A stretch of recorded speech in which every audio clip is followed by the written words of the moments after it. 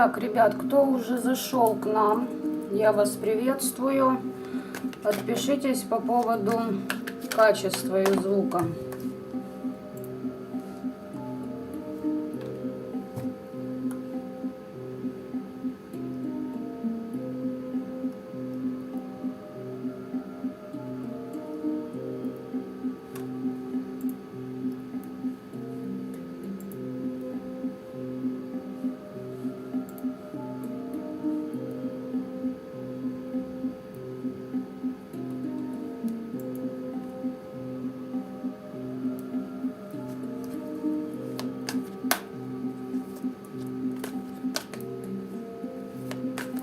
Добрый день, Татьяна. Как видно и слышно, маякните мне, пожалуйста.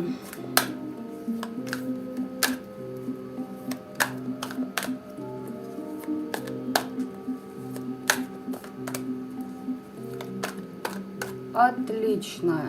Если качество и звук в норме, значит, будем переходить к раскладу. По теме, я думаю, вам в принципе все понятно. Сегодня у нас 3 варианта. Капитан Очевидность, 3 белых камушка. Отличаются они друг от друга только формой. И судя по тому, что я вижу, за счет освещения вы даже этого можете не заметить. То есть включаем интуицию, ребят, на полный максимум. И определяйтесь, кому какой нравится.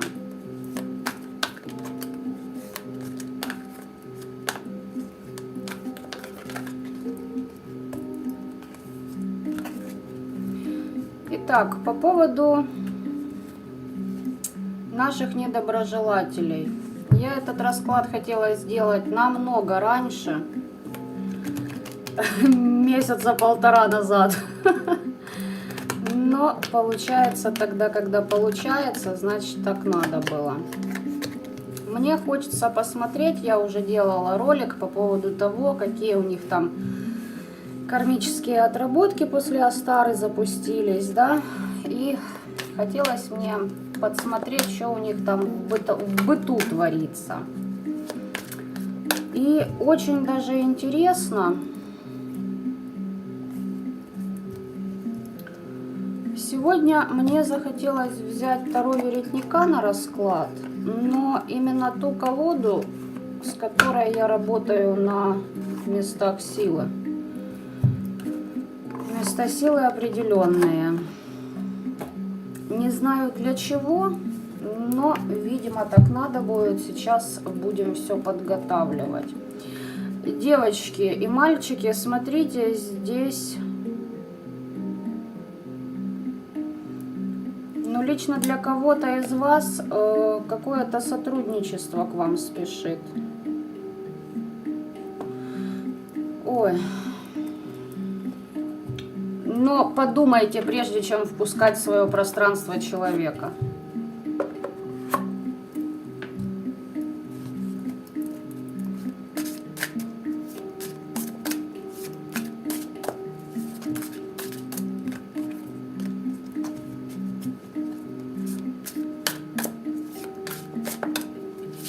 Сегодня чат у нас не активен. Из 5 человек 2 отписались, а остальные стесняются.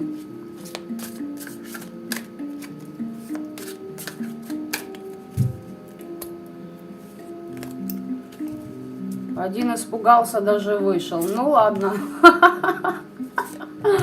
Значит, так надо было.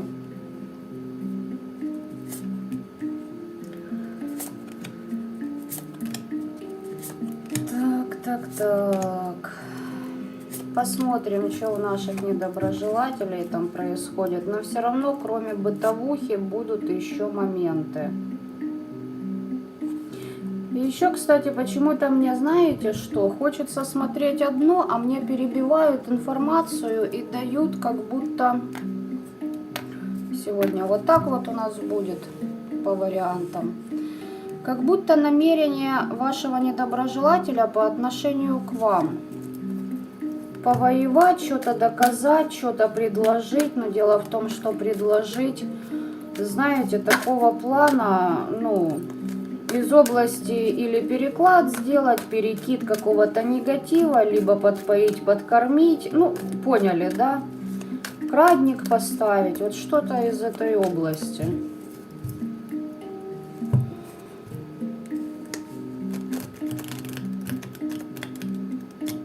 Внимательно слушаете. Добрый вечер.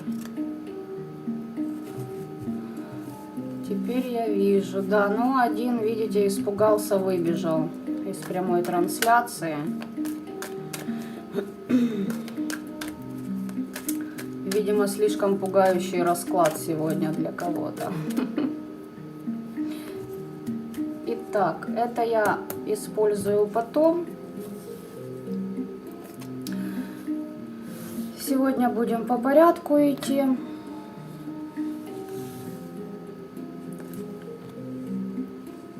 Первый вариант, ребята, кто выбрал? Давайте посмотрим, что у вашего недоброжелателя.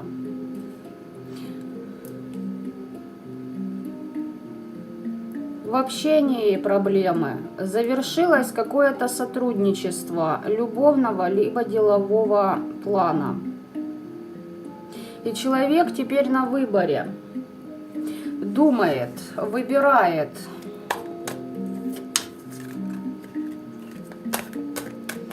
А что выбирает, сейчас посмотрим более детально.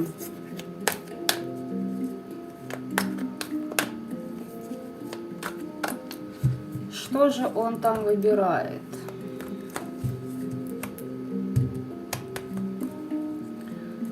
Под поезд или с моста выбирает? Возможен сегодня черный сарказм, ребят. Ну, во-первых, человек пытается защититься от каких-то нападок. Причем как магического, так и социального толка. И хочет защитить свои позиции, потому что у него есть планы. Планы, о которых он никому не говорит. И считает, что эти его планы приведут его к победам. Каким победам?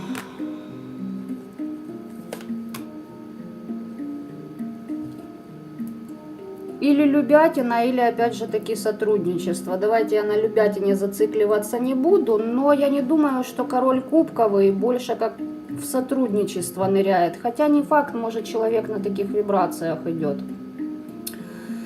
Значит, смотрите, здесь человеку очень хочется, опять же таки, этого сотрудничества, но за него придется повоевать. Или же он кому-то что-то хочет доказать.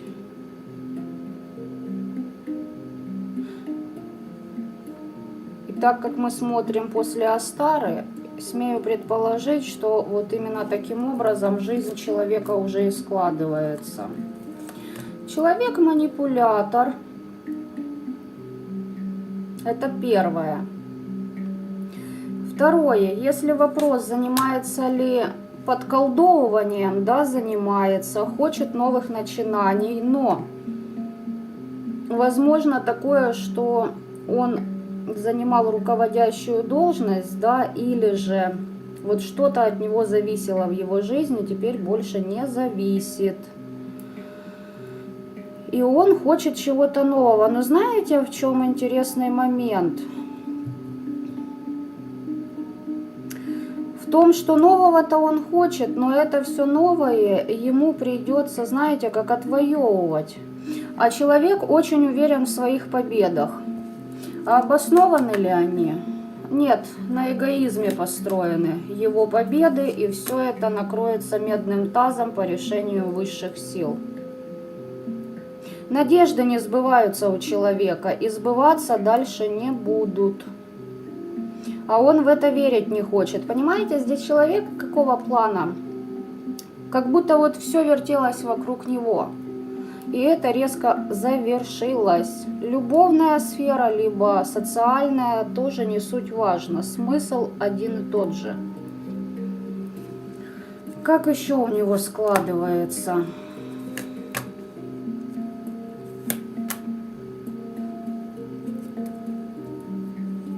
или будет складываться жизнь.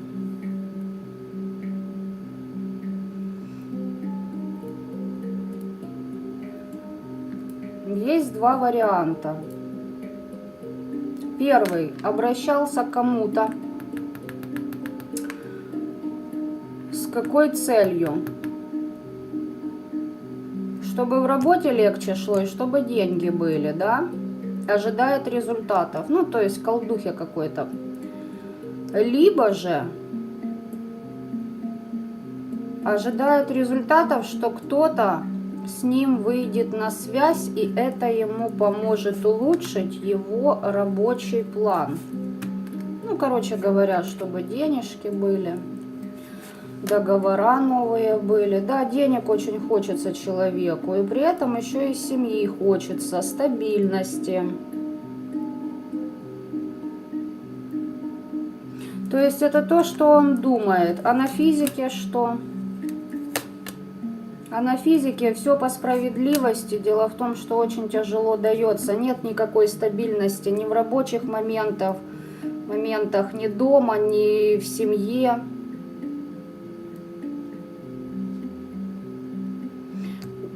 Есть еще такой вариант, что вот маленький процент, но есть, что человек хочет кого-то вернуть, и на кого-то что-то делал, и сидит, ожидает результатов, и весь погряз, знаете, вот в каких-то своих мечтах о том, как все прекрасно будет, как я добьюсь своего. А будет.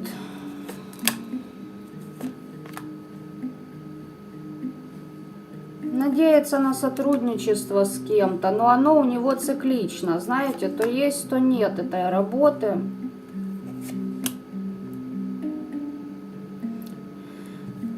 Еще у человека очень много, вот знаете, он живет весь в мечтах. В каком-то выдуманном своем мире. И ему как хочется кого-то, ну, давайте скажем так, тактично обидеть, да, кому-то разбить сердце, кому-то или кого-то втянуть в треугольники. Для кого-то ваш недоброжелатель хочет выйти из этих треугольников, но дело в том, что там не все так просто. Хочется ему, чтобы его сердце не было разбитым, понимаете? А не получается. А, здесь еще иллюзии по дьяволу. Понятно. Да, здесь действительно человек либо хочет кого-то вернуть, либо к кому-то вернуться, а самому идти из треугольников. Здесь персонаж непроработанный. Если это даже не любятина, девочки, это мы меняем партнеров как перчатки. Это человек, на которого в бизнесе явно положиться вы не можете. Почему? Потому что у него сегодня одна песня, завтра вторая, под конец недели вообще 25-я. И понимаете, или любятина, или в деньгах, в рабочих моментах, не суть важно, где у человека нет нигде стабильности. Знаете почему? Потому что он не желает прорабатывать себя. То есть, знаете как, где-то обосрался, извините за выражение, нужно посидеть, подумать, проанализировать, каким образом ты пришел, да, к этому обосралову. А он что делает? Он сразу переключается на другое. И у него как по кругу это идет.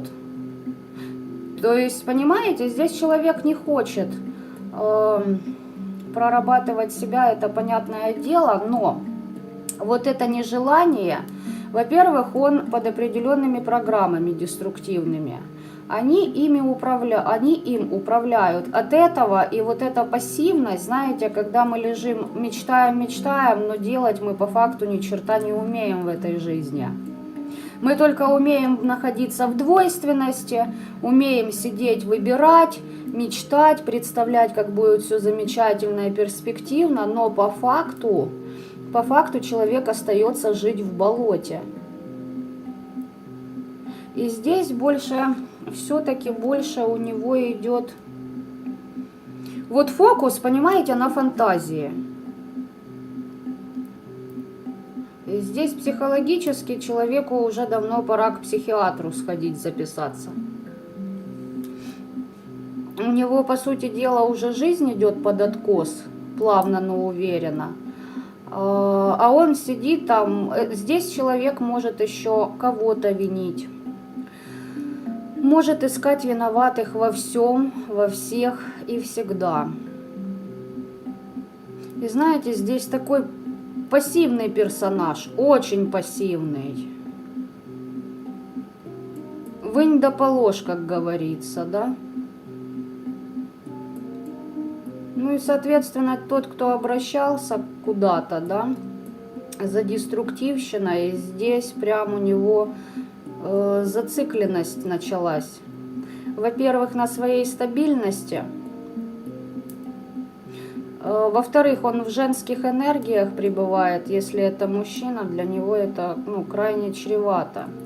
Если это женщина, ваш недоброжелатель, ну, слишком на публику, знаете, марку держит, а сама по себе уже как размазня внутри. Ну, то есть стержня нет в человеке. И здесь все мечты, мечты, мечты да планы.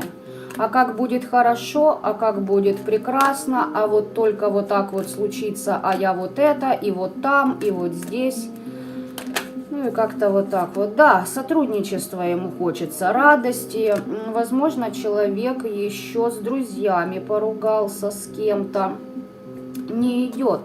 А если идет, то тяжело. Люди его не понимают. Он там пытается отдушину найти. Фактор побухивания может быть. Да. И знаете, как он отдушину ищет? Он, короче, приходит и на этих людей сливает все свои мысли, деструктив. Причем еще агрессирует.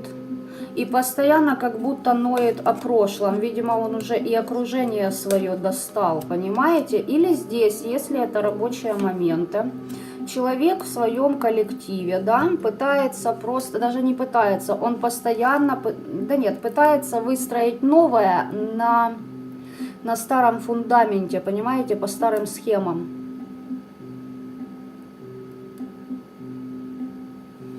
И опять же таки, тут если да кабы, понимаете, да во рту росли б грибы. Вот сейчас я вот это и вот это сделаю, да, порешаю, и у меня пойдет трансформация, и у меня будет энергия, а по факту ни хрена у него нет. Почему? Потому что все то, что он...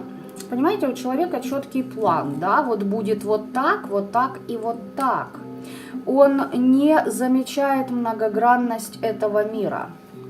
А вот это вот так и вот так, как он запланировал, нифига не случается. И здесь, смотрите, карты закрывают 8 жезлов и десятка мечей. Что-то резко закончилось. Если на бытовом уровне, если не на бытовом, и здесь кому-то прилетел, не знаю, хотите бумеранг, хотите, можно назвать нахлобучкой это. Так что вот так вот по вашему недоброжелателю. Иллюзорность, понимаете? Вот давайте я вам на примере, сейчас такой пример будет. Дебильненький, но и тем не менее. Допустим, есть недомужичок, да, и он там хочет завоевать какую-то женщину. И такой думает, я сейчас вот денег заработаю и, значит, подкачу к ней. А денег не получается заработать. И никогда не получится, потому что, скорее всего, здесь он намного по уровням ниже этой женщины. Если это в рабочих моментах. Вот сейчас я там заключу эти договора, потом вот эти, и вот так. И к концу года, к примеру, у меня будет вот столько-то, да, в обороте денег. Ну, собственно говоря, ничего не заключается, ничего не случается. То есть, по факту, человек вот и зависает в вот этих иллюзиях. Ну, давайте я теперь Таро веретника разбрала, значит, надо посмотреть и на нем, что нам скажут. Зачем вообще без понятия, тем более эту колоду.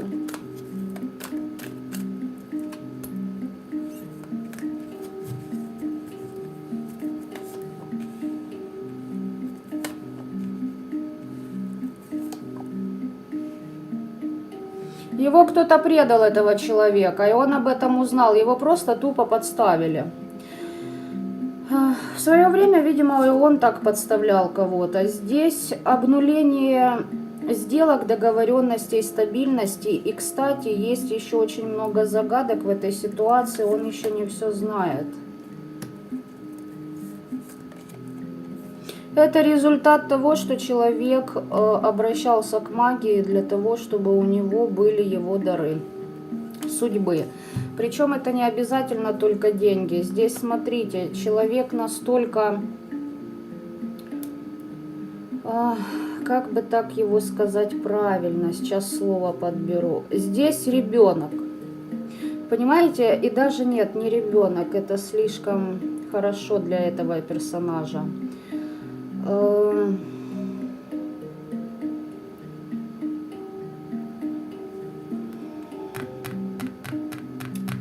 Ребята, подскажите мне это слово, я его просто забыла. Здесь у человека нет понимания, как вообще жить, куда двигаться. Понимаете, он как, ну вот дурак. Серьезности ноль, понимания жизни ноль, желание узнать, как-то что-то сделать, да, изменить ноль. Но при этом человек считает, что ему должны. Здесь очень много, вот, как я и сказала, вынь да положь. Дайте, дайте, дайте, дайте, дайте, дайте, дайте.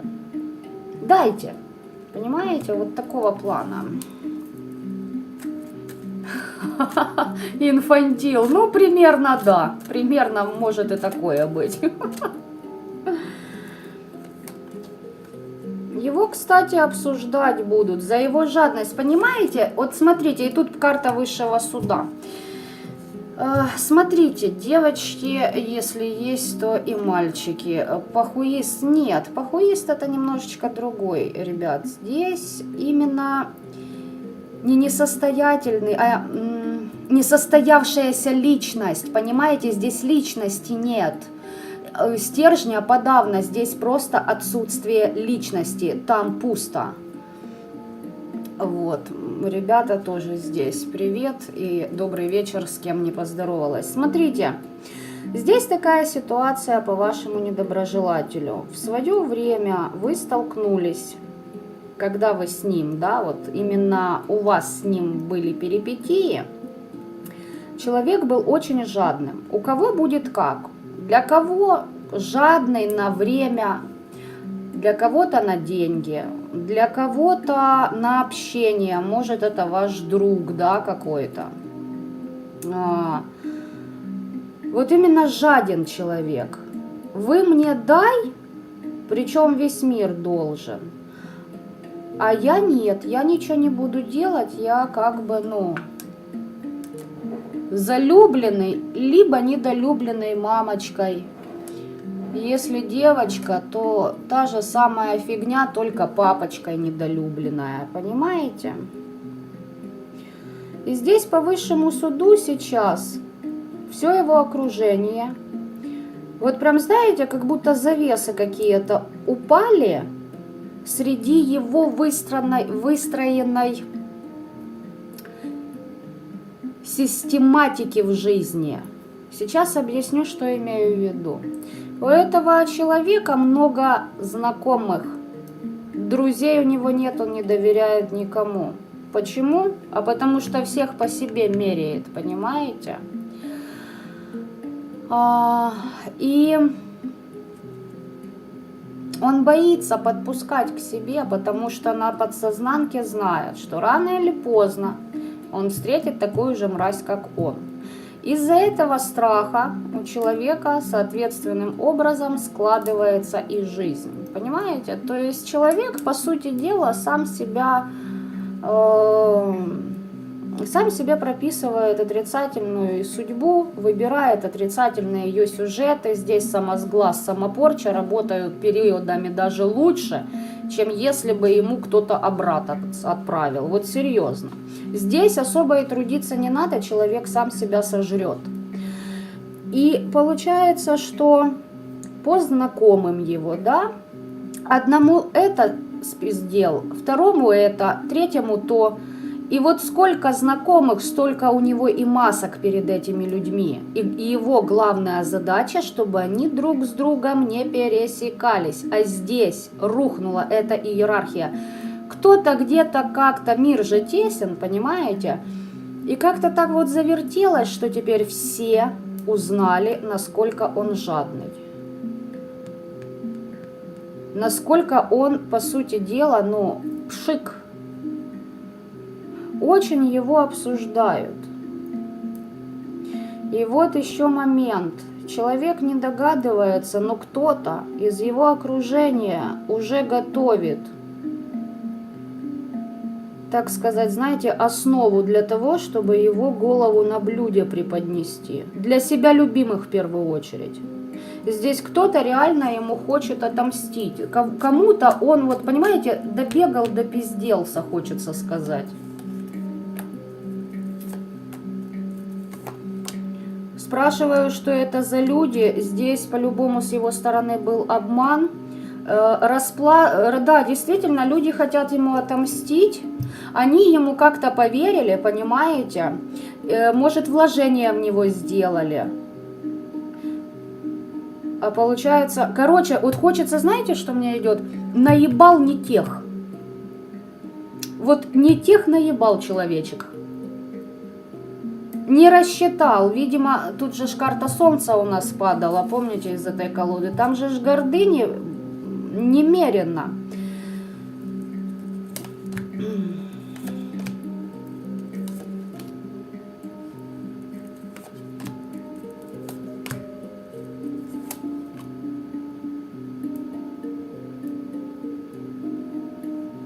Здесь через время от этого человека отрекутся абсолютно все, кто его окружал последние несколько лет. И причем еще вдогонку некоторые из них будут мстить. И из этих некоторых большинство будет еще и магией прикладываться по нему.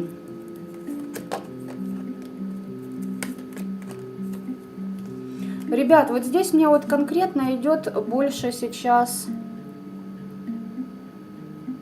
рабочие моменты. Причем не сколько рабочие, сколько, я не знаю, понимаете, сколько же ситуаций, да, сколько там вас человек и посмотрит, и сейчас даже смотрит.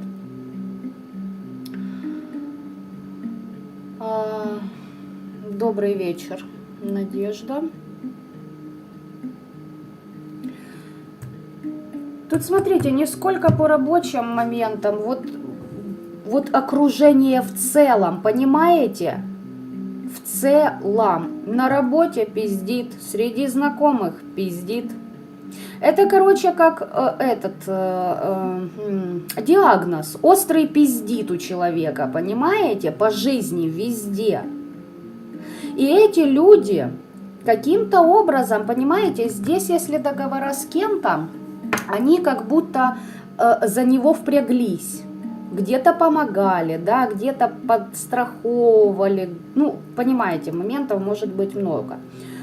А теперь все, пасочка спеклась, яички все скушали, понимаете? Здесь теперь человека будут в состоянии жертвы вводить, и плюс еще, я повторюсь, здесь реально козлом отпущения или козлихой, или ее, или его сделают. И знаете, как я вам хочу сказать, вот реально не тому назаподлил. Почему? Потому что там человек, ну я сейчас хочу даже с этой колоды посмотреть, небо и земли, там какой-то один человек, вот знаете, дьявол карта выпадает, ну вот о чем здесь еще говорить, слушайте, дальше даже доставать не буду. Вот как я вижу, там мужчина. Мужчина неприметный, мужчина не выебчивый, то есть, знаете, из области, если не миллионера, ну, что-то около того, которого вы хрен даже узнаете, что у него есть такие деньги. Помимо этого у мужчины есть способности, и он ими не кичится, он их не выставляет, но, а ну-ка сейчас я проверю, да, карта правосудия, я задала вопрос, есть ли у него кодекс, понимаете, там скрытый маг, причем сильный, и у него есть внутренний кодекс. И вот если этого мужчину, неважно кто, он доверяет людям, понимаете, он дает людям проявить себя. Но если кто-то его наебывает, дьявол и справедливость, вплоть до того, чтобы подкупить суд, подкупить налоговую, подкупить ментов, фу, для него это ничего не будет значить. Он подключит все возможное на бытовухе, это первое, чтобы отомстить. И еще вдогонку по магии въебет по полной я не могу. Так что, мальчики и девочки, можем открывать шампусик. Здесь, понимаете, не вашими руками. Здесь человек, ваш недоброжелатель, ну, дебилоид. Он сам планомерно к этому шел. Но знаете что? Помимо этого, ну, оно ж не все так просто складывается. Не все так быстро. Поверьте мне, ваш вот этот недоброжелатель очень давно для себя, и здесь карта суда, хотела ложить карты, и здесь карта суда на ней открыла. Суд, дьявол и справедливость. Или дьявол, справедливость и Верховный суд. Так что, ребята, здесь человек очень долго к этому шел, долго прокладывал себе фундамент. Здесь человек такой, я всех, извините, выебу-переебу и обхитрю. Ага, а не всех, дружище, а не всех. То есть, понимаете, рано или поздно вот таким персонажам на пути в их жизни попадаются люди, с которыми нельзя, как с другими. Вы были одним из этих персонажей. У кого-то это было давно, у кого-то недавно. Но человек не делает выводы, идет по накатанной. Да, дальше его несет.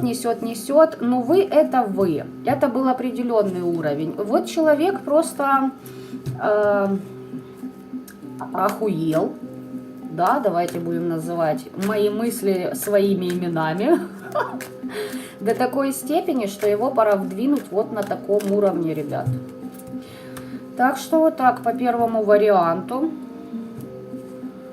Очень интересно. Я даже не настраивалась на расклад, как обычно это делала. Вот решила, пусть валит по потоку. Вот что увижу, то и увижу. Язык как помело. Да, вот есть реально, если, вот я не знаю, как вы, есть мужчины, у которых язык хуже, чем у бабы. И знаете, зачастую вот такие мужики в сексе языком не умеют пользоваться. Поэтому на заметку, если что. Это если уж мы совсем на откровенные темы перейдем. Коньяк. Коньяк хорошо, но я, кстати, ни шампанское, ни коньяк не люблю. Так что вот как-то так. А все начиналось, казалось бы, с такой элементарной девятки кубков. Здесь еще по этим картам можно сказать, что человек выбирает между двух женщин. Может, кому-то он явился, понимаете, а там где-то он король продавленного дивана. Хочется сочетать и то, потому что иллюзий много. Знаете, как обезьяна не отпустит одну лиану, пока не уцепится за другую. Коммент про язык огонек. Нет, ну а действительно оно зачастую так и есть. Потому что, ну, это ж все бравада, это все напускное. Знаете, я же говорю, я уже раз говорила. Очень крылатая фраза первого мужчины в моей жизни, моего отца. Он всегда любил говорить: не пизди много, не пизди мало, пизди средственно. И вот только с годами я поняла, насколько его фраза, ну, действительно уникальна и хороша.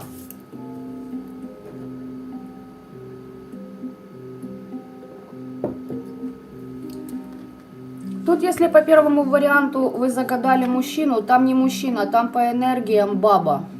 Причем не женщина, знаете, вот такая баба с колхозу. Поругаться, сплетни поразносить, посмотреть, как кто-то поругается, понимаете? А оно будет сидеть и этим, ну, как бы, человек от этого кайфует, у него как доза, понимаете, от этого всего.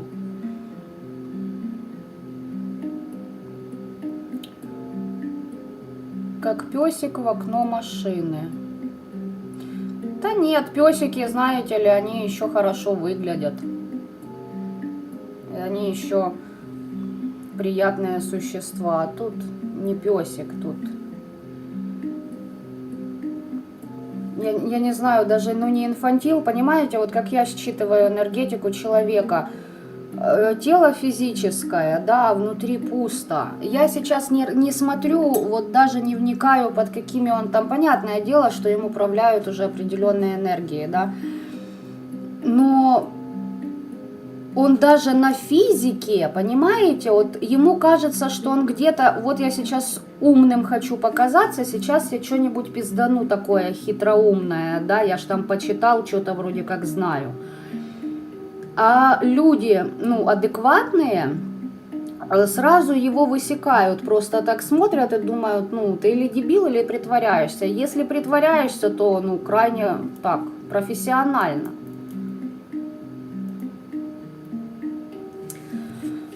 Так, первый вариант. Шел нах отсюда. Почистим пространство, идем ко второму варианту. Там писали, что второй вариант сейчас должен зажечь. Башня, да, вы правы, второй... Ой, блядь. Башня, десятка мечей, девятка жезлов. Да, вы действительно были правы, второй вариант жжет. Что мне здесь сказать? Потеря работы, потеря семьи, авария. Крупные потери, реально крупные, как для духовного, так и для физического плана. Если вас интересует, прилетел ли обрат, прилетел ли и не только от вас, здесь похоже на кармическое воздаяние. И здесь, понимаете, я сейчас еще уточню, но...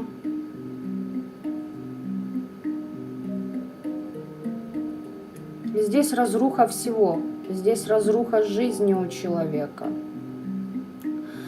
И это как последнее предупреждение. И тут либо ты проходишь этот аркан башни, принимаешь разрушение, переживаешь и меняешь свою жизнь, либо это твой последний рывок и как бы все. Ну, до свидания, Россия в полуфинале, как говорится, да?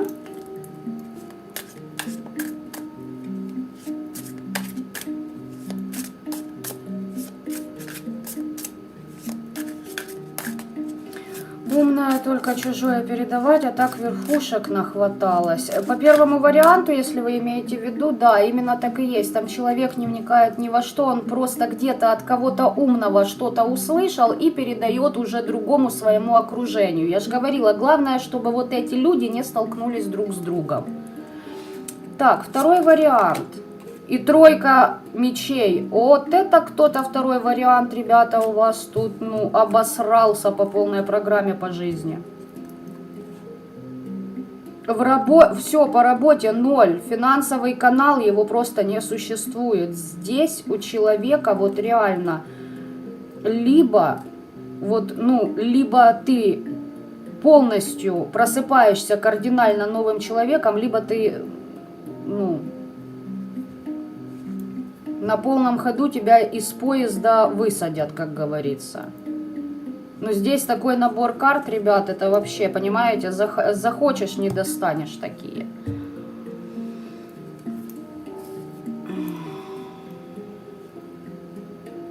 Да запросто. По поводу компании, да, здесь не просто компания, понимаете, если это компания, даже где он работает. Если он руководитель, понятное дело, что да.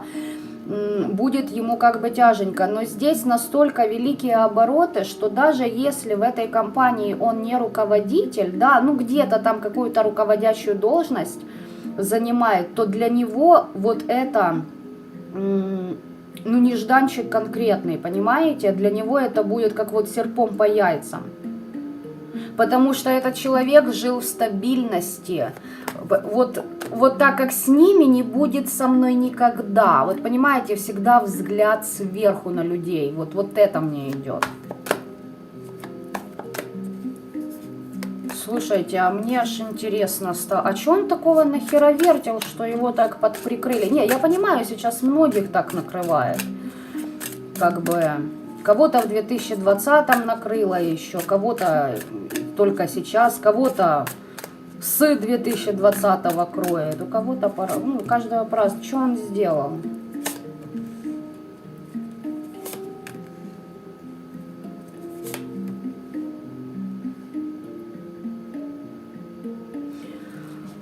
Ой.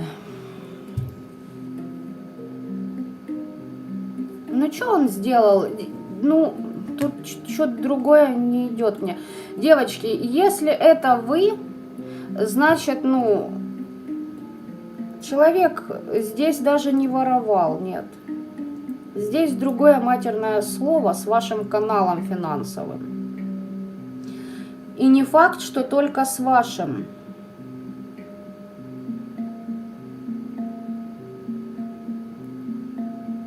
Здесь знаете, что было сделано? Человек, да, его из иллюзии выводят.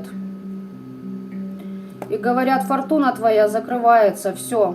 То есть человек, и опять эта карта полного обнуления, человек исчерпал свой запас благости на это воплощение. Если бы он не взорвался по жизни, он бы очень много чего мог сделать и выстроить шикарный бизнес. Но, увы и ах, здесь, короче говоря, человек, знаете, что творил? Он с помощью магии одевал на себя такие программы, когда, первое, в его пространство притягивались люди, энергетика которых может собирать людей, стягивать ресурсы воедино. И потом он переключал ресурс этого человека, и там не один человек был. Там очень много людей, с которых он просто, это, ну, хотите порча, хотите крадники, назовите. Но там очень в глобальных объемах это было. И знаете как? И привлекал к себе людей с помощью магии, непростых людей. То есть не абы кого, понимаете? Ну, да привлекался. Давайте посмотрим на другой колоде. Привлек так привлек. Че уж теперь тут композиция маслом, как говорится. Пусть теперь держит удар. Вот что здесь. И такой, знаете, вот на ментале человек прыгает, как вша. И думает, что его не будет видно. Да нет, дружище, кому надо, тот тебя увидит. Прыгай ты, не прыгай. Блядь, смешно выглядит, если честно, вот смешно. Пытается, знаете, как увертеться от вот этого. А от чего ты, ну, увертишься, если здесь уже набор, как говорится, ну, юного художника, блин. То есть здесь, кстати, может выясниться, что предательство по работе это одно, но может вскрыться либо его похождение и семья разрушится, или ее, смотрите сами, кого вы загадали, либо выяснится, что его партнер или ее вашему недоброжелателю тупо изменял давно. То есть, понимаете, здесь работа, семья, дети, дом, родители и все скопом вот так вот, шарах на него и везде пробой. Вплоть до того, что это будет прям 10 сфер. Ну, давайте в деталях.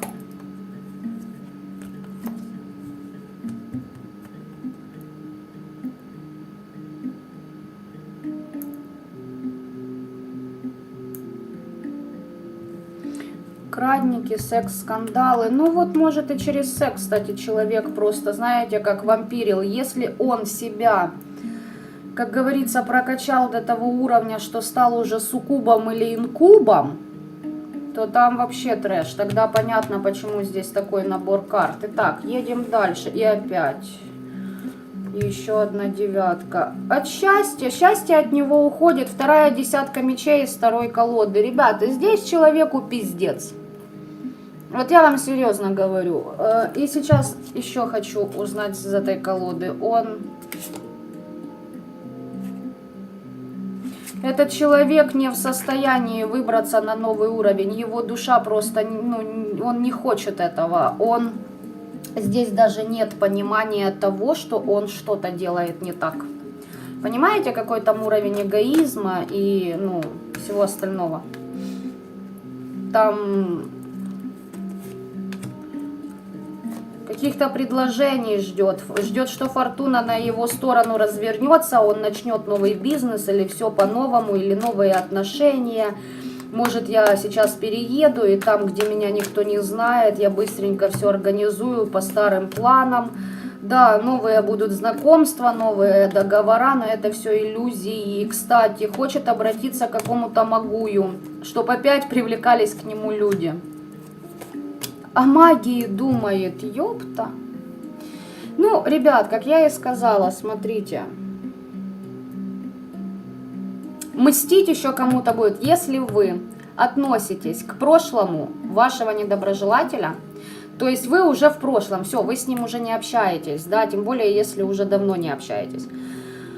Два варианта. Первое, если любятина, человек зациклен на прошлом. Если это рабочие отношения, то здесь человек будет снова... Вот понимаете, вот раньше у меня это срабатывало и прокатывало, значит и сейчас все будет точно так же. Вот понимаете, вот такая уверенность у человека. Но здесь все-таки есть какие-то у него иллюзии и тайны по поводу его партнерства. И я вам хочу сказать, что это партнерство, мне кажется, что вашего недоброжелателя просто очень удивит его партнер. Если в семье человек, там муж или жена вашего недоброжелателя уже давным-давно, как говорится, нашел счастье в ином. Может, там семья, какой-то бизнес, да, связывает, если есть общий, либо... Но здесь вплоть до того, что партнер захочет... уйти и может даже не делить имущество. Кто-то будет с ним делить имущество и еще нахлобучит его. А кто-то скажет, да подавись ты, блядь, пропадом, только подальше от тебя, потому что ты дно. Вот прям так вот. Но для кого-то здесь человек хочет вот действительно на кого-то влиять через магию. Есть еще вариант того, что человек погрузнет, понимаете, в обратах. И он прям как нырнет туда, и потом уйдет вот эти воспоминания, как все было у меня хорошо когда-то. То есть здесь самобичевание и тому подобное. Здесь сдвиг по фазе начинается.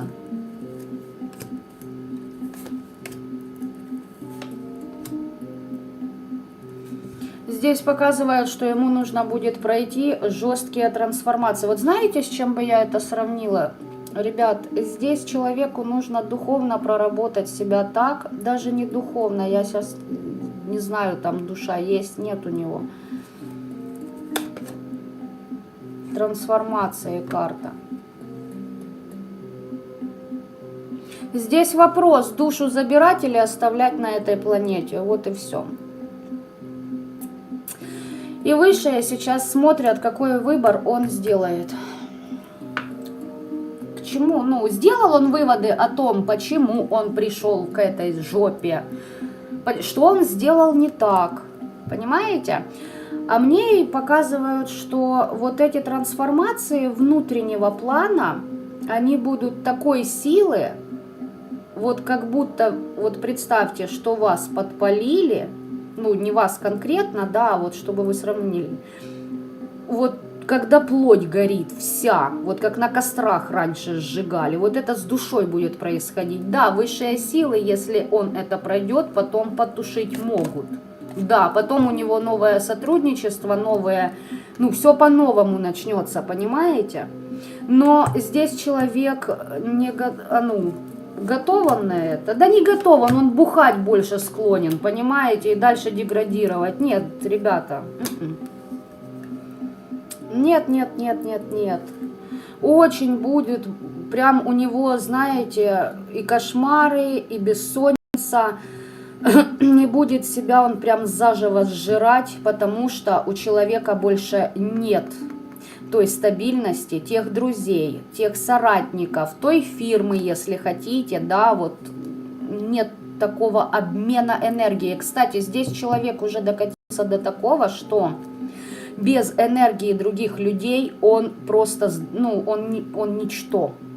У него нет собственного запаса энергии. Здесь обесточивание полное. У человека страх перед будущим очень большой. Он, возможно, даже где-то догадывается, а чего его там страшит. Ребят, он боится, что его по менталу пробьют. И знаете, чего он еще боится? Он как будто предчувствует. Он боится за свою жизнь, понимаете? Он как будто предчувствует, что... Как будто мысли такие, вот прожил, да не так.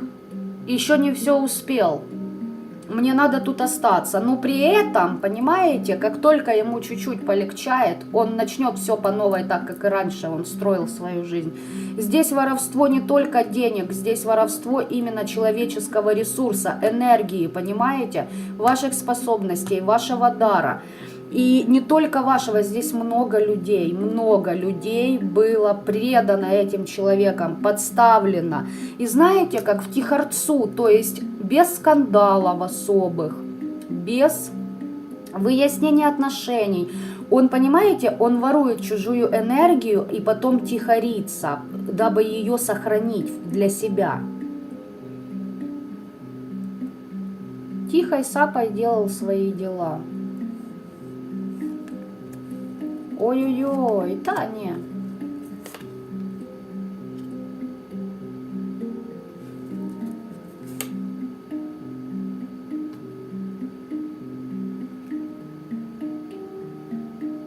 Человек хочет доминировать над другими здесь.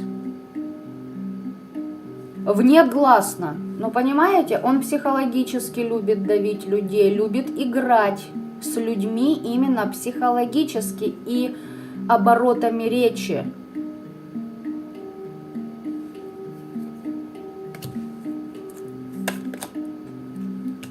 Опять карта башни со второй колоды, уже и тут башня.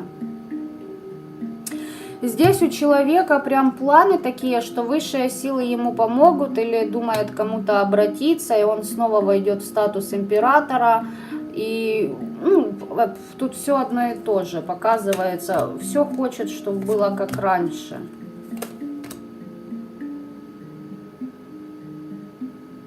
Возможно, будет чистить себя. Но я вам хочу сказать, что вот... Какую ж колоду взять хочется? Ладно, Таро Веретника сейчас просто подсмотрю кое-что тут. Да, удачи человек для себя хотел.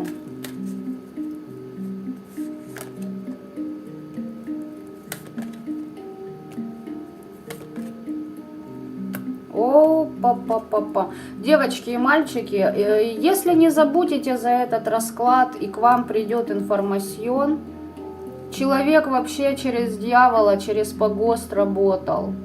Если... А ну-ка, сам... Девочки, и сам и заказывал, и договора заключал с миром темных, даже не мертвецы, там уже статус повыше идет. Там очень интересные, если спросите, бес или нет, еще старше. Он вызывал с именами тех, кто даже, ну, не всем известны практикам имена таких, понимаете, созданий. И он кому-то подключился, и теперь он стоит за ним и говорит: не будет тебе ни оберегов, защиты мы с тебя снимаем, дружок, пирожок. И понимаете, вот здесь за ним стоит прямо тот, кого он вызвал. И отсюда и жизнь в тартар летит. А что этот, кто стоит, от него хочет?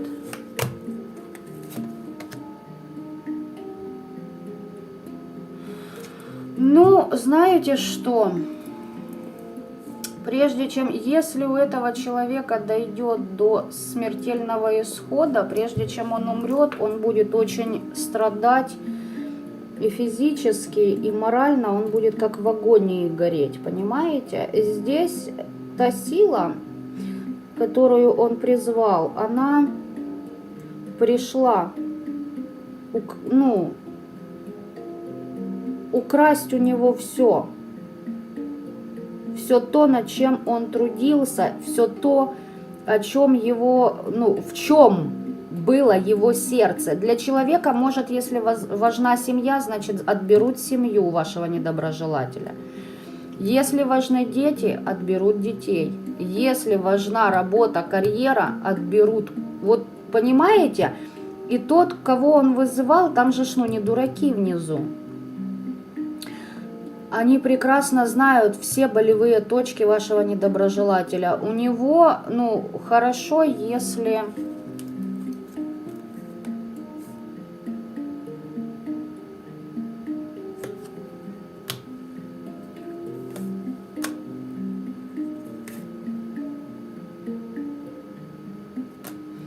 Ребят, ну, может, конечно, у него... Вот реально, еще раз мне показывают, его, вашего недоброжелателя, очень подставит его партнер. Вот смотрите, если, давайте так, я девочка, буду говорить от лица девочек, как будто недоброжелатель мужчина. Хотя скажу сразу, я здесь ни на один вариант никого не загадывала. Лично для себя. Смотрите. Представим ситуацию. Мужик весь в работе, бизнес, компания, дела, перелеты, переезды. В общем, мажорчик, да? Вампир. Скотина, которая пользовала людей и окружение. Почему я говорю скотина? Потому что здесь человек издевался над другими людьми психологически, подавляя их волю, понимаете? И пользовался этим. Он, сука, кайфовал от этого. И вот смотрите, он вот это все пока там занят, допустим, он даже примерный семьянин. У него жена, дети там. Так вот, жены не будет, жена несчастлива. Понимаете, человек не уделял семья для красоты, для галочки. И здесь, конечно... Еще как и вот, ну, от партнера вашего недоброжелателя он не ожидает, потому что там он был уверен в том партнере в своем, если это там жена или муж, да, его, вашего недоброжелателя. Он знал четко, меня вот этот или это не предадут никогда. Как бы я и вложился в семью, там дом построил, и, ну, понимаете, да, есть связующие, короче, ей как бы или ему удобно, и он будет никуда не денется рядом со мной. А здесь такой облом нет. Понимаете, партнер вашего недоброжелателя, он прошел свои кармические узлы и понял, что, ну, истинное счастье не купишь за деньги. Вот реально еще и это поднакроет.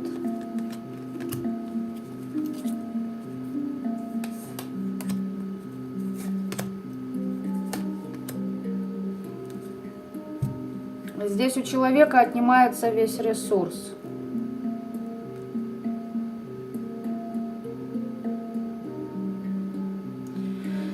Ну, смотрите, если брать стопроцентный вариант, вот 100%, 80% я вам даю на то, что, ну, его не станет, этого персонажа.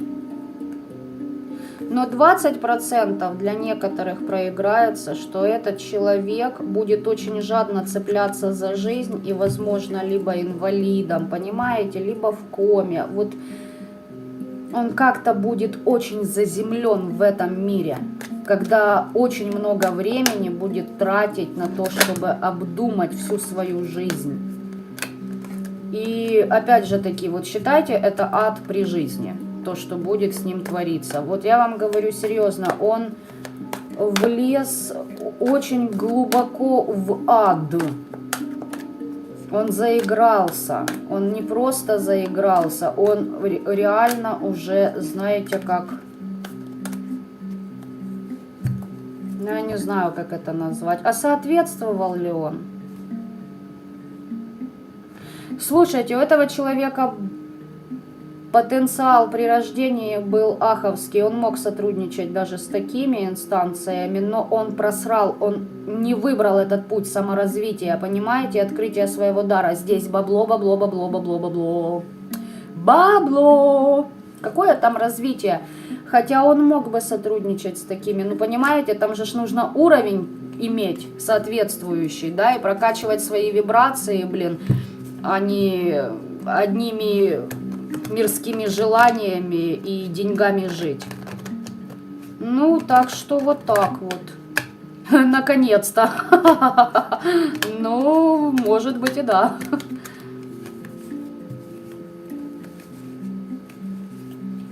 Кишка у него тонка, доминировать. Трус, да, да. Почему этот человек и не шел на открытую конфронтацию? Во-первых, берег энергию, а во-вторых, конечно, это страхи, это комплексы. Ну, понимаете, вот представьте себе, если это руководитель, он подавлял весь коллектив, причем каждого по-своему, и он кайфовал от издевательств над людьми. Ну, за такое по голове никто не погладит. Добрый вечер, очень рада эфиру, благодарю вас. Добрый вечер, Оксана. Я тоже очень рада эфиру, во благо. Люди там с очень большими комплексами по второму варианту. Почему? Потому что так поступают. Знаете, здесь как еще? У человека очень был большой потенциал, и здесь я вам хочу сказать, с психикой произошли изменения такие, которые происходят как у маньяков, понимаете? Но он не ступил на этот путь, он изощренно под другим соусом, в принципе, делал примерно то же самое с людьми.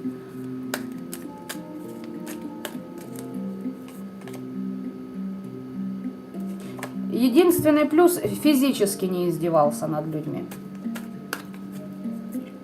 Физически нет, не издевался. Не дошел, не скатился до такого. А вот морально, да. Да. Он мог бы много чего сделать, этот человек, понимаете? Но, увы и ах. Он решил, ага, у меня есть это, я тут в мире мирском добился чего-то, статуса какого-то, я как бы уже все сделал как бы по максимуму. И, короче говоря, одно за другое, третье за второе. В итоге он слил весь свой потенциал, нового не наработал, благости нет. Есть только энергия в минус. И, естественно, этот минус поднялся и говорит: привет. Давай-ка мы сейчас с тобой этот минус зачитаем, как классные рэперы, да, на парочку с тобой. Вот. И ты, короче, ну, поднимай себя и... Причем это еще раньше было. Вот по второму варианту вашего недоброжелателя предупреждали, понимаете?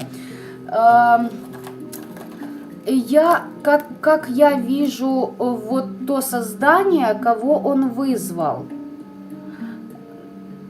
Ну, не каждый сможет до такого достучаться даже. Просто там, знаете, стукнуть и сказать, там, чуть-чуть помоги, ну, чуть-чуточку. Нет, не каждый, понимаете? То есть потенциал у вашего недоброжелателя, если б да кабы, да не так, как он прожил жизнь, здесь был бы великий маг. Реально великий маг. Но у каждого есть право на выбор, да? Как поет у нас Шнур, насколько я помню. Если ошибаюсь, поправьте. Его предупреждали заранее. Ему были намеки.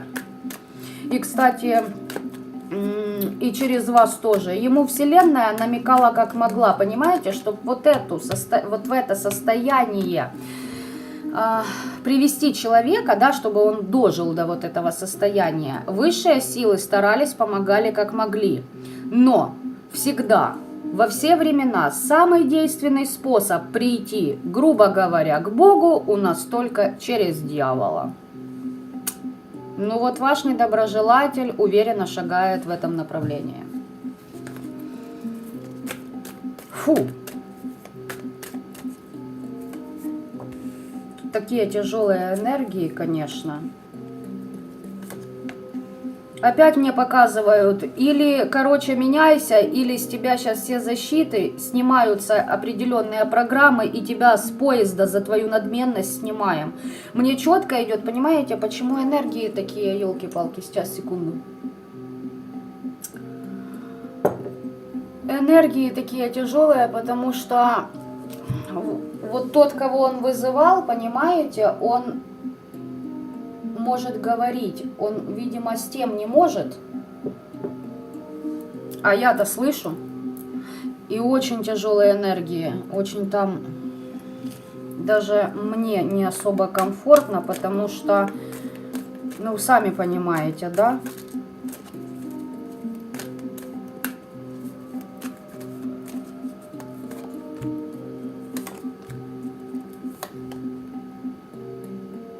Ребята, ну, пипец это какой-то.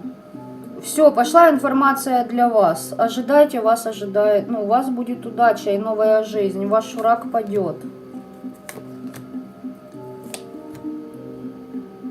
Этот человек обращался к кому-то для того, чтобы сломить твою волю. Просил твоих даров судьбы для себя.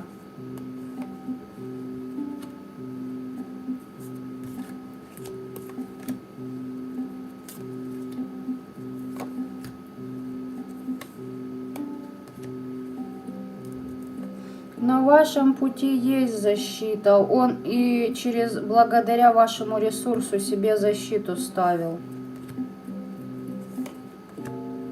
И с помощью любовной магии все к себе привлекал. И предков духа вашего рода тоже к вам стопорил этот человек. Закрывал пути дороги вашему роду к вам.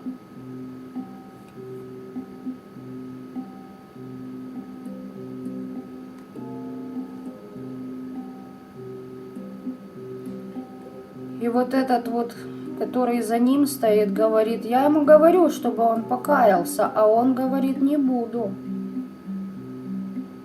А он все только жалуется, что я теперь обиженный.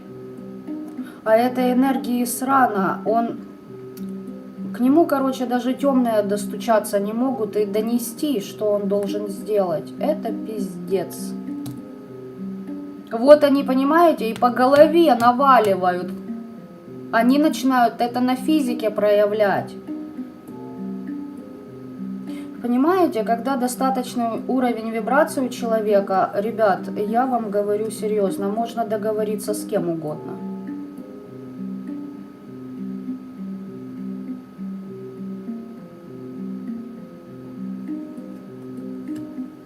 Здесь человек крал все, что стягивал, все, что только можно. Он бездумно этим пользовался. У него проблемы с законом могут быть.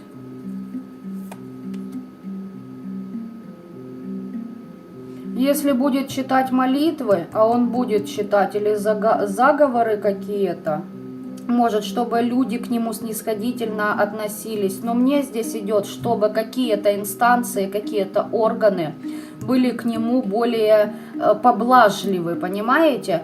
И тут же приговор ему прилетает. Читай, не читай, как говорится, без толку все.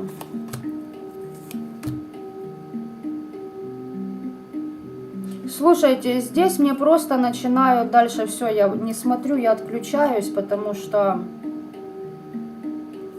вы исцелились от этого человека. Он, конечно, вас еще обсуждает, но все, его влияние на вас исчерпано.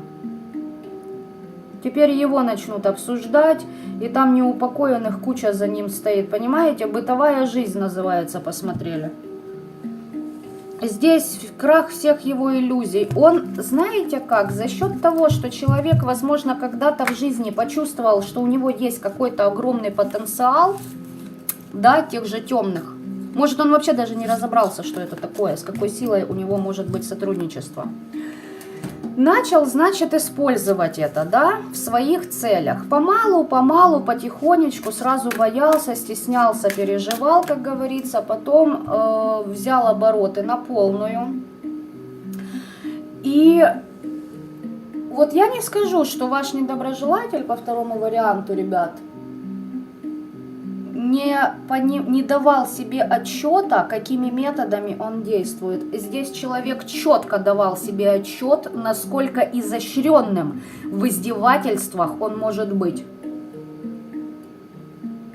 С одной стороны, я его понимаю, да, я тоже так поступаю по отношению к своим недоброжелателям. Но если ты, тем более, руководитель и так относишься к людям, ну, это уже, извини меня, мания охуевания, за такое надо по головушке, да. Вот почему и такие силы вышли уже и за ним стоят, потому что он очень долго, очень многим людям приносил деструктив.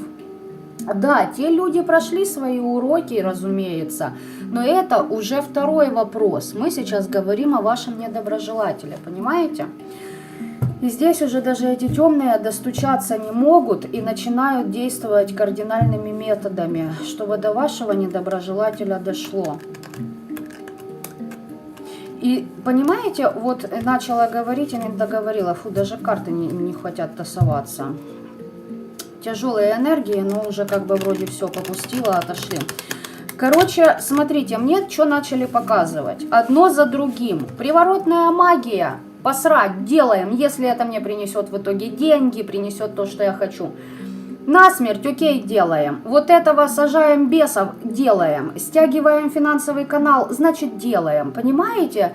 Как будто вот человек игрался. Но я не скажу, что он, понимаете, по-дебильному, как в первом варианте игрался. Нет.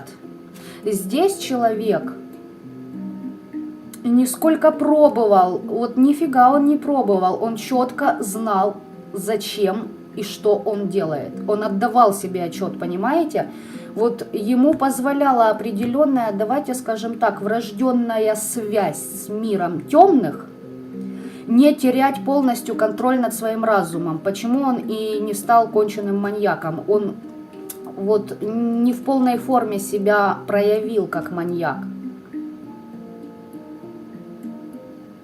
Да, конечно. Один из вас, кто присутствует здесь, я понимаю, о ком я сейчас. И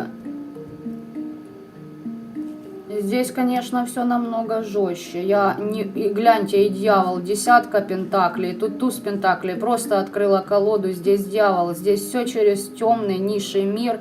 Деньги, деньги, деньги, деньги, деньги, деньги, деньги, деньги.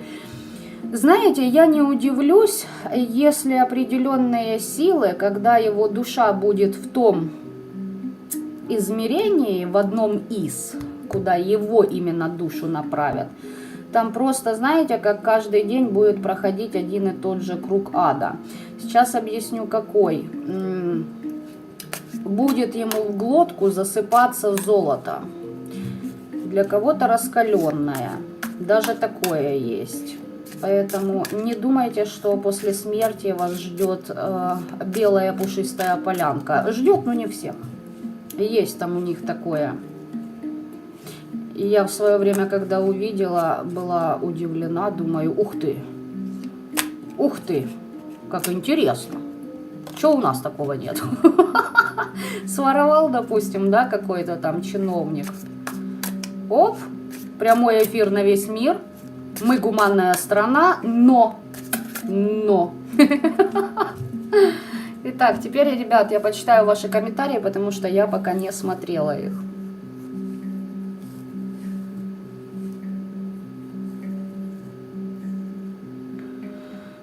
Месть — блюдо, которое подают холодным. Да, в принципе, вы правы, но те силы, понимаете, те силы могли с ним и сотрудничали. Там непростой ваш недоброжелатель, я же говорю, вот.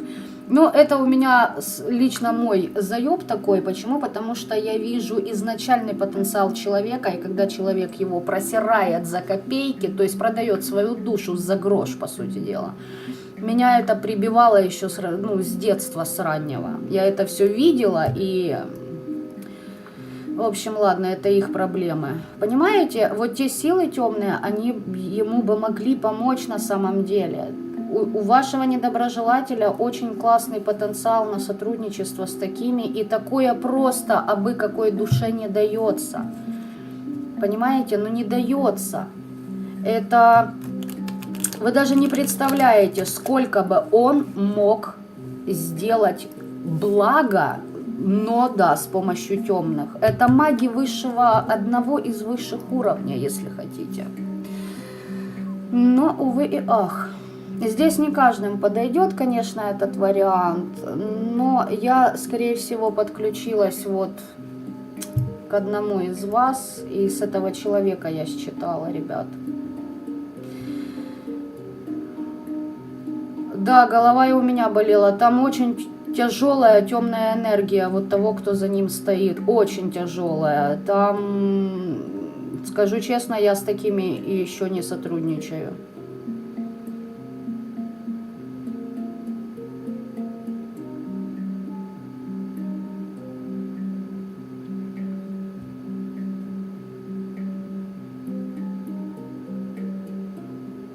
Да, тяжело, Оксана, я с вами согласна. Я об этом только что тоже сказала, что это очень тяжело созерцать. Бывает такое, что у тебя душа болит даже больше, чем у тех людей, которые, свою жизнь под откос спускают. Это эмпатия, я в свое время проходила это был ад. Лично для меня это был ад. Я прям чувствовала, как определенная часть рода этого человека и взывает, и кричит, и плачет. Это просто, извините, пиздец был.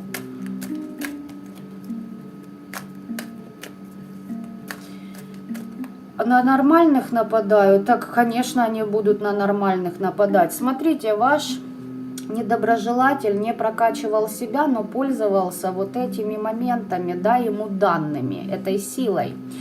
И получается, он что, скурвился, думает, опа, да я же здесь вершу судьбы людей, понимаете? И ему уже просто в какой-то момент стало насрано, что за человек перед ним, понимаете? Какого уровня? Ему просто, ему по кайфу, вот здесь не по приколу, здесь прям по кайфу издевательства.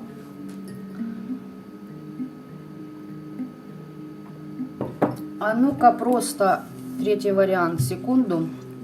Я сейчас чуть-чуть с вами поболтаю. Если есть у вас что-то сказать, пишите. Мне надо немного проветрить бошку после второго варианта.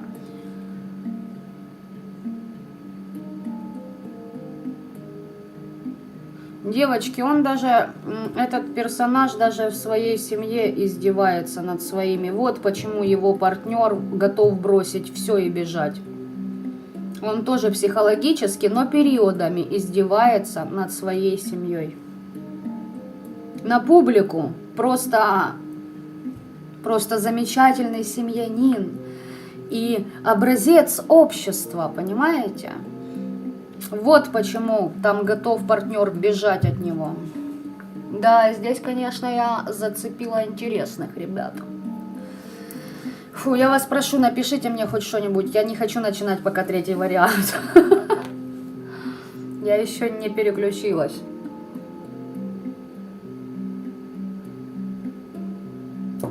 Но чтобы вы понимали, по второму варианту, вот связь с такими силами, они четко дают всю подноготную о любом человеке, о любой ситуации и как ее решить. То есть, сотрудничая с такими в правильном ключе, человек мог бы реально менять судьбы вот так. Вот серьезно, буквально 5 минут один заговор, и запускается колоссальная трансформация в жизни. На самом деле, выбрав вот свой путь деградации, человек свой дар, свой же дар, понимаете, унизил, разбазарил по итогу. И пришло вот время, как говорится, платить по счетам ему.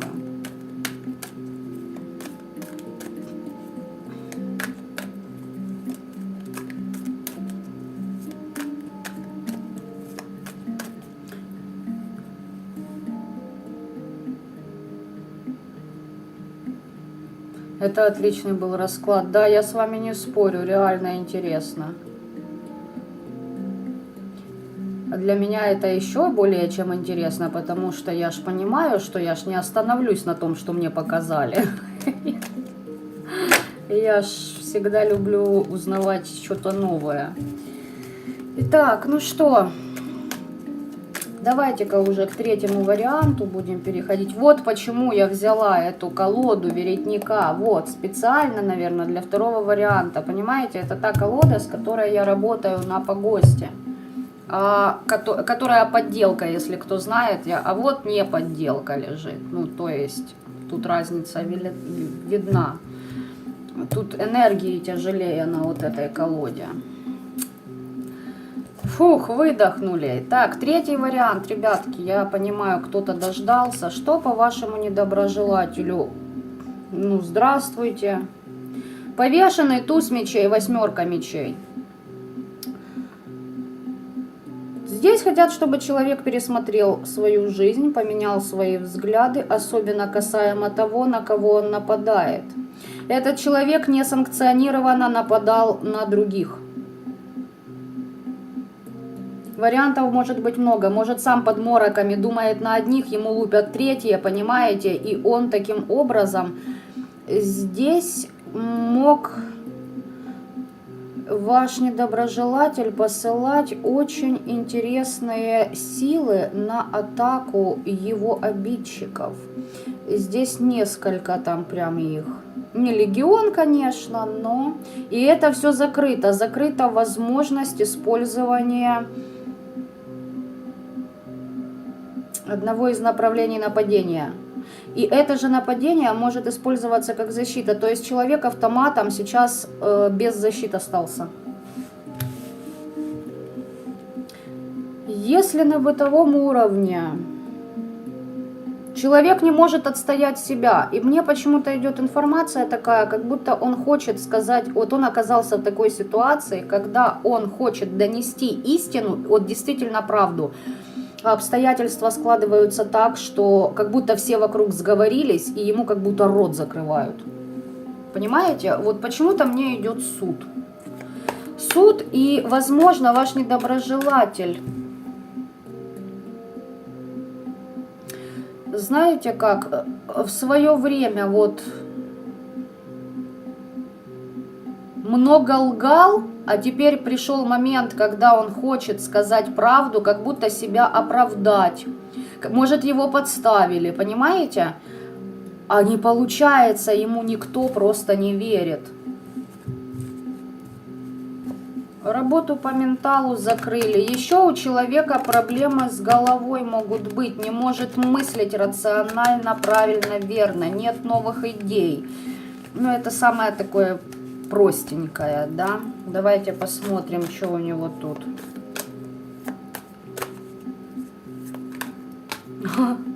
Ну, что сказать, жаль пацана. Это вы по второму варианту, наверное, имеете в виду, Наталья.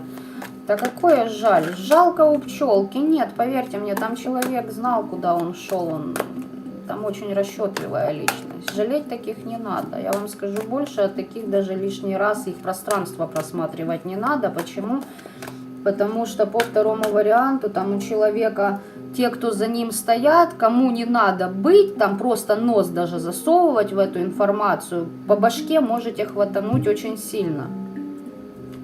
Это со мной поговорить могут. Если у вас такой уровень по вибрациям, что и вы можете настроиться и поговорить с этими силами, окей, 0 вопросов. Общайтесь, они тоже вам что-то могут сообщить о вашем недоброжелателе. Но на всякий пожарный учтите, что там непростая сила. Так, третий вариант, возвращаемся. Что у вашего там? Тяжело. Девятка жезлов. Недоволен тем, что у него складывается. Человек не может быть выше других, как находился раньше. Человек не может, если брать по магическому аспекту, не может, как раньше, воспользоваться своим даром, своей силой. Если на бытовом, здесь тоже человек мог утратить свои позиции в социуме, в семье. То есть, понимаете, уже ему не поклоняются, уже он не управляет. Еще не все потеряно, но человек не видит никаких перспектив для себя.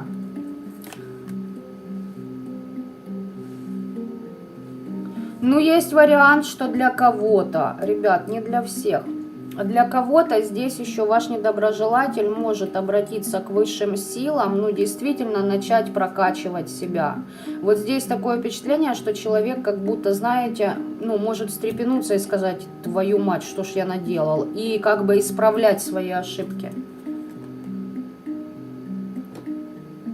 Но второй вариант, еще знаете, что пойдет в свои мечты, здесь работа у человека, либо общение связано с миром, ну, то есть по интернету. Как будто, знаете, в осуществление этой мечты хочет уйти. И карта дьявола, ну, нет, не уйдет, а это тогда здесь, если он... Здесь ваш недоброжелатель, третий вариант, здесь недоброжелатель ваш освобождается от деструктивной магии на него. Возможно, благодаря этому деструктиву ваш этот враг как бы наломал дров и по отношению к вам. Здесь он, возможно, даже вот действительно поднял свои вибрации, стопорнул темные энергии и сейчас пошел трансформации.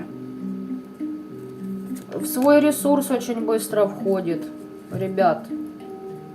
Или войдет человек.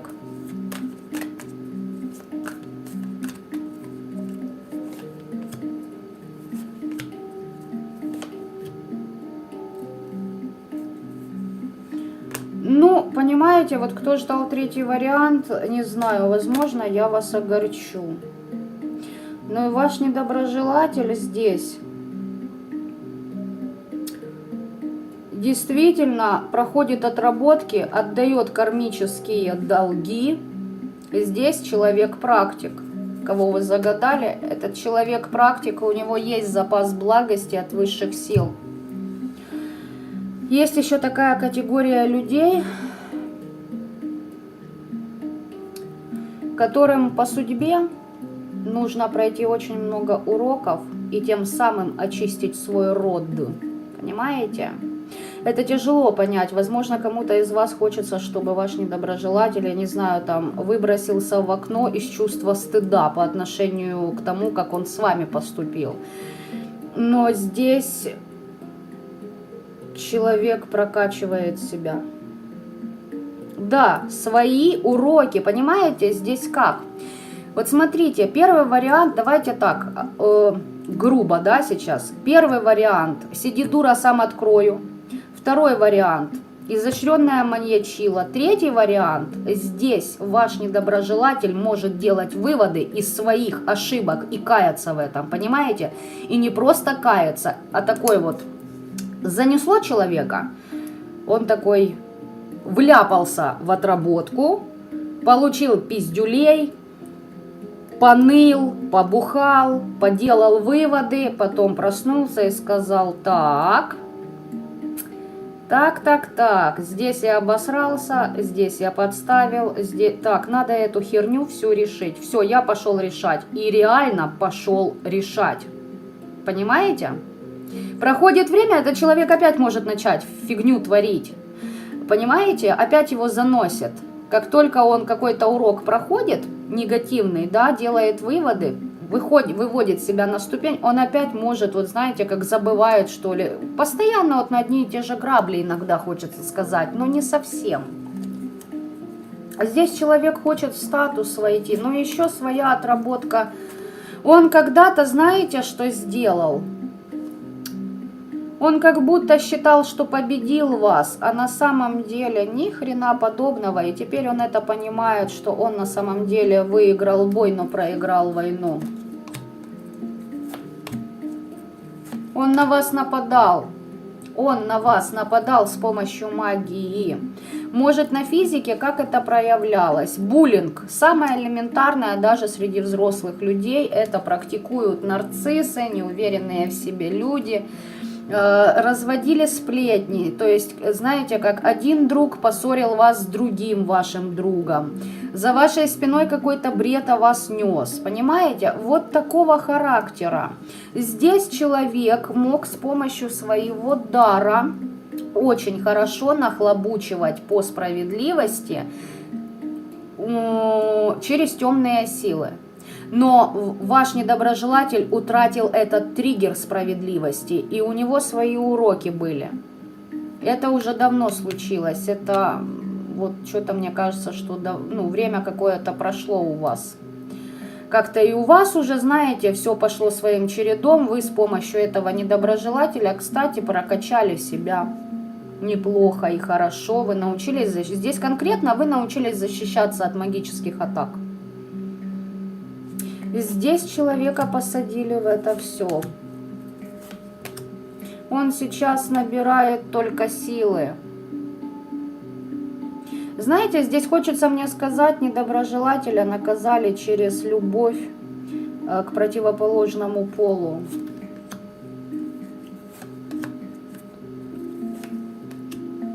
Да, человек очень в кого-то влюбился, видимо, или нет обратной связи, любовь, знаете, без ответа.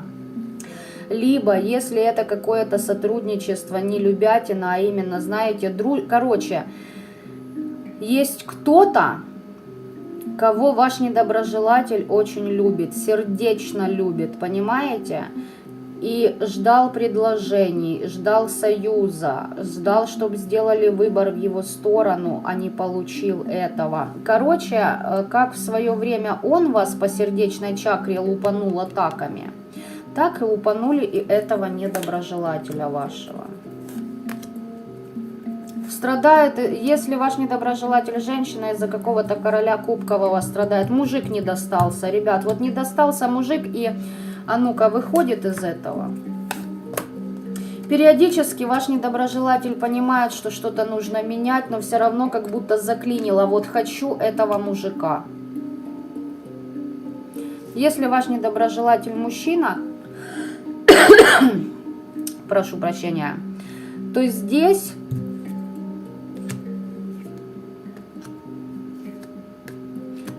ваш мужчина, ему не достается партнерша. Вы знаете, как будто встретил женщину, о которой мечтал всю свою жизнь, и fuck you тебе. Потому что женщина, и он уже даже поменял себя ради этого человека, он начал расти духовно, по вибрациям. А тот человек просто говорит: нет, я лишь учитель в твоей жизни, нам с тобой рядом не быть. А ваш недоброжелатель очень хочет этого партнера возле себя. Очень хочет. И до сих пор его не отпустила. Он практически сливает через сердечную чакру. Сейчас очень много на того человека. Как когда-то в свое время вы вот действительно сердечно относились к вашему недоброжелателю. Ну вот такая информация, ребят. Все, дальше здесь уже... Здесь человек, ваш недоброжелатель, борется за то, чтобы у него была семья. Все, может, его не выбирают, он в треугольниках находится. Он хочет доказать, что я лучше, выбери меня, у нас с тобой будет все лучше, чем там, что тебе предлагают. И, в общем, да, девочки и мальчики, здесь именно вот через любятину пошло.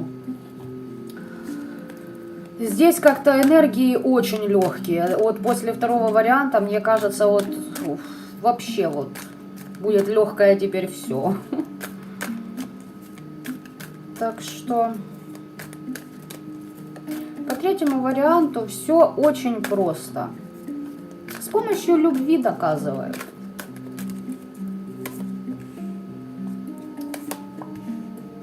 Ваш человек, вот этот недоброжелатель, которого вы загадали, он сейчас под обстрелом деструктивных нападок на него.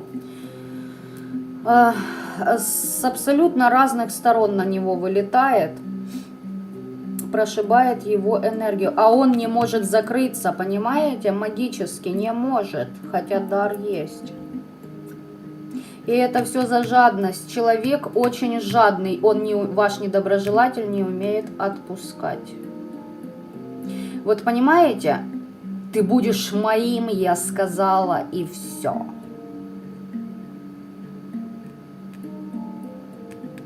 Ну, как-то так, ребят.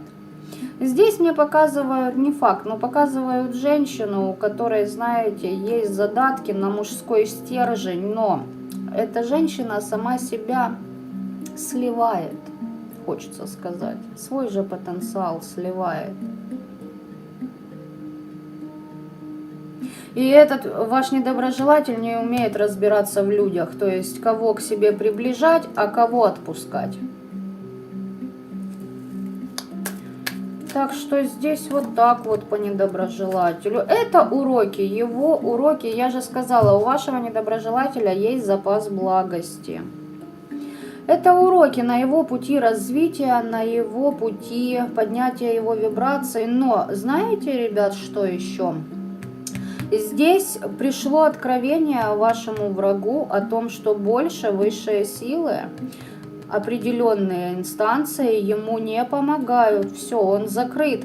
То есть, понимаете, из-за нежелания учиться отпускать, если, ну, вообще вот все так уже округлить. Нежелание отпускать у человека, и из-за этого он сливает свой дар. Вот так вот. Его, кстати, волю его ломают, дают, ну, показывают, что смотри, ты любишь не того, ты рядом не с тем человеком, ты из-за этого, у тебя воля проломлена. Возможно, на вашего недоброжелателя тоже, ну, не скажу, что любятину, но пока не показали, но здесь я вижу атаку с разных источников, понимаете? Ваш недоброжелатель практик. И его вот таким образом учат. У него здесь свой путь. Понимаете, здесь у вашего недоброжелателя путь воина. Здесь с помощью темных раздавать пиздюлей таким же темным. Все, четко и конкретно. И получается, он теряет дар, ваш недоброжелатель, а атаки-то так и... Понимаете, он чем больше отобьет атак, тем больше прокачает свой род. А почему? Потому что в его родовой ветке было очень много ведунов, практиков и магов, которые деструктивщину несли другим. А ваш недоброжелатель в этом воплощении должен, ему даны силы, но он постоянно должен держать удар. Вот реально, он постоянно, вся его жизнь это атаки. Схватил, отбил. Вот мечом надо махать постоянно, тем самым прорабатывать родовую ветку свою. Вот такая задача у вашего недоброжелателя. И здесь дело в том, что вот постоянное, понимаете, любит не того, отпустить не может, дар свой теряет, атаки на него идут, у него, естественно, дар схлопывается, и даже уже почиститься человек не может.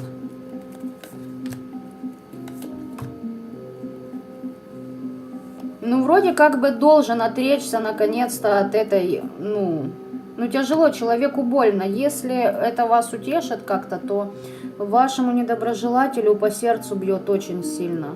Здесь реально душевная мука.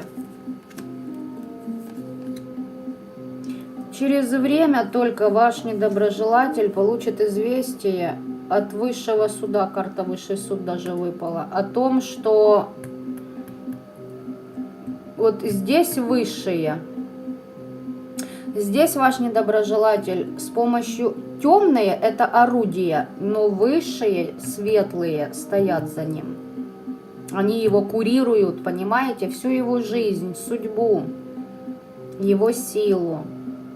Поэтому, если ваш недоброжелатель скатывается по вибрациям, у него молниеносно летит, понимаете?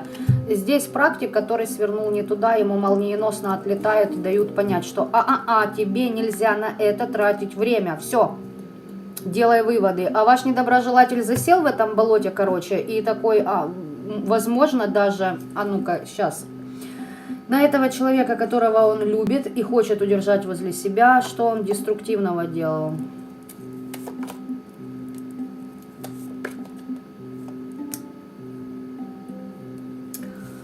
Смотрите, здесь, ну-ка, приворот. Смотрите, ваш недоброжелатель того, кого не хочет отпускать, через кладбище, привороты, приворотную какую-то фиготню лепил. Пробовал, но осторожно. Не знаю, что там пошло не так, дальше не хочу лезть. Там бесятины много. Знаете, оно все такое вот быстро движется, блин. И, короче, смотрите, но потом ваш недоброжелатель еще такой говорит этому человеку, да, в которого влюблен. Говорит, хрен, во-первых, я тебя отпущу.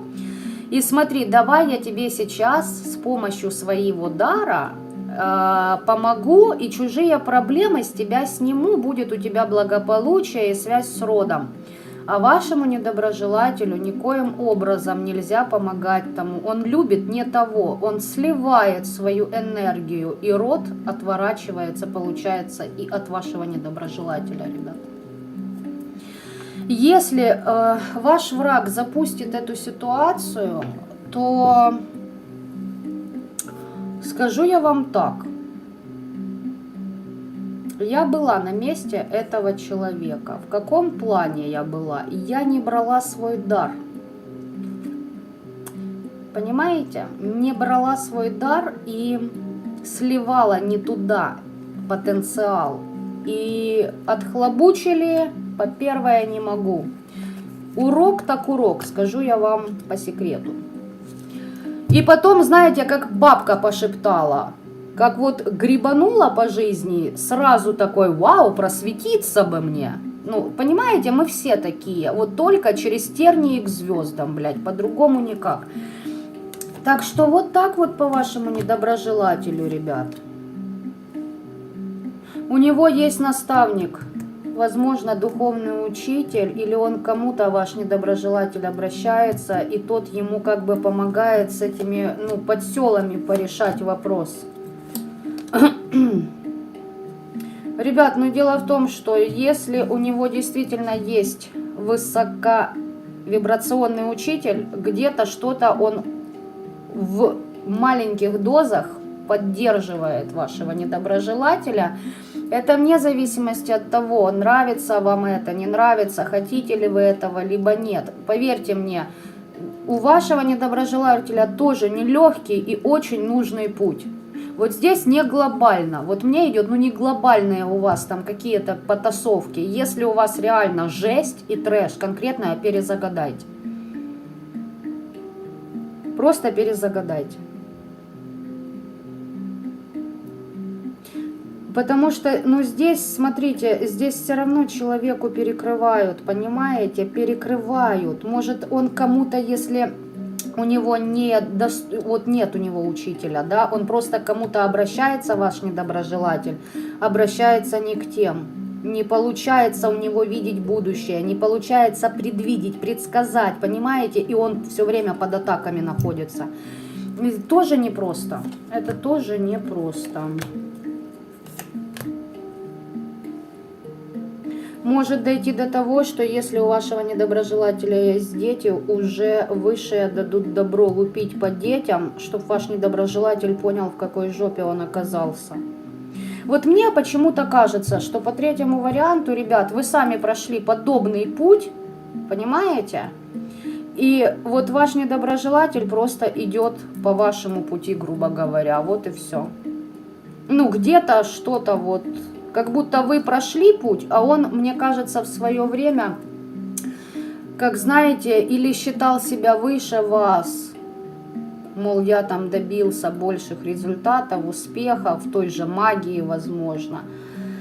или еще где-то, да, и потом, а вы, допустим, искренне относились к этому человеку, да, без вот этого вот туза мечей за спиной в его сторону. И получается, он вас по сердечной чакре очень обидел. И теперь высшие силы говорят, а, ты вот так вот сделать решил, ты использовал несанкционированно свою власть, которую мы тебе дали. Но теперь пройди ее путь или его путь, то есть ваш, и посмотри, как это, легко ли это. Вот понимаете, здесь как наказывают, если человек относится как-то предвзято к кому бы то ни было, он начинает проживать урок того человека. Вот и все. Тоже интересно, так знаете, наказывают.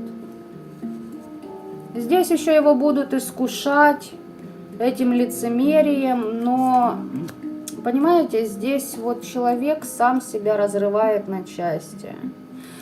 И предавать его еще будет тот, в ком он души не чает сейчас. Знаете, здесь вот как, и враги нападают, понимаете? Ваш недоброжелатель зациклился на каком-то человеке, на каком-то вот союзе. Но от того, что он зациклился, силы даны тоже непростые вашему недоброжелателю. Он зациклился и перестал выполнять условия договора. Поняли? Перестал выполнять условия договора с высшими силами. То, что он остановился, события идут дальше. Время движется в пространстве на определенном уровне, а ваш недоброжелатель застрял. А ему как практику это непозволительно, понимаете? То есть, как я говорила, разница между обычным человеком, который еще не хочет, либо не умеет, либо не знает, как взять свой дар в руки, и практиком.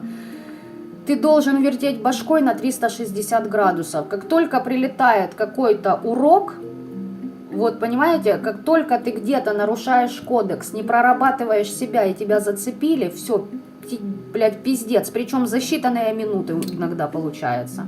Кому-то, знаете, вот обычному человеку дадут год, а практику дадут, ну, в зависимости от уровня, там, от месяца до 3 часов.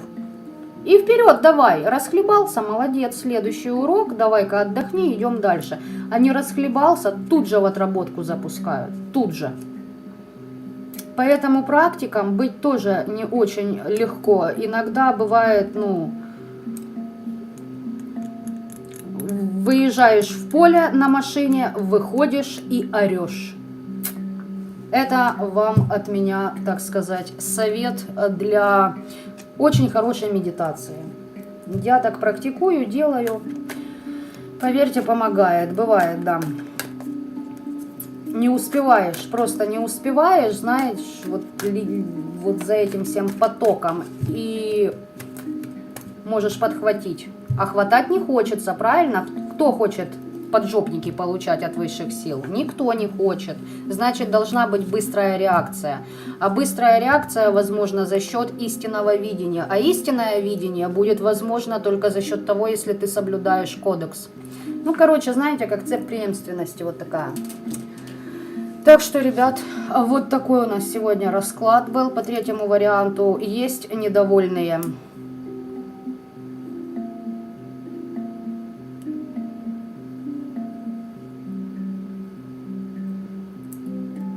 Неполное говно. Да, здесь вот действительно по третьему варианту, но может человек именно по отношению к вам, да, действительно как говно вел. Но давай, вот скажу честно по третьему варианту, если б не ваш недоброжелатель, вы бы не прокачали себя на определенный уровень. Это факт. Он тоже для вас учитель.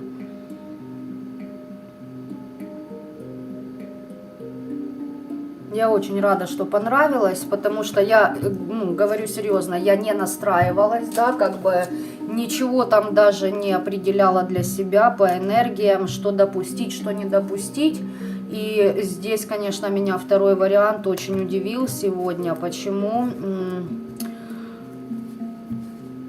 Потому что на связь ко мне вышли такие, то есть, понимаете, вот... Мои ж недоброжелатели тоже не дремлют. Вот пока они не дремлют, я прокачиваю себя по вибрациям. То есть, знаете, как говорится, не засал, получи плюшки. Помните, я где-то говорила в каком-то раскладе, проверяют, да, определенные силы. Засышь, не засышь, а что уже бояться? Раз ты стал на этот путь, как бы, и шагаешь по нему. Итак, ребят, покачал 100%. Расклад супер. Я очень рада, что всем нравится, но если кому-то не нравится, уж не обессудьте.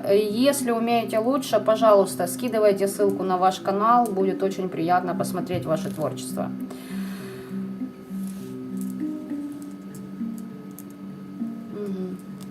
Если есть вопросы по вот этому раскладу, по вашим недоброжелателям, можете чуть позадавать.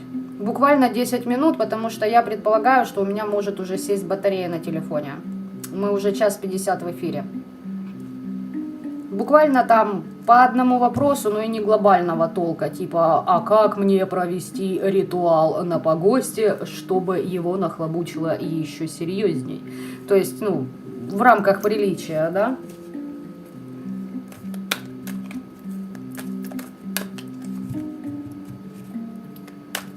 Девочки, пишем, если что, лаконично. Реально, ровно через 10 минут я нажимаю волшебную кнопку «Завершить трансляцию».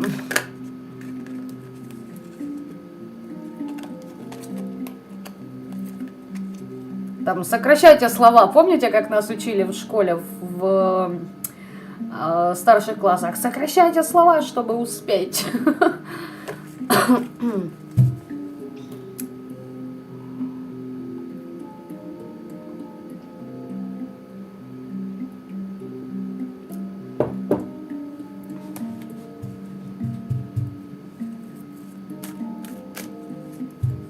И тишина.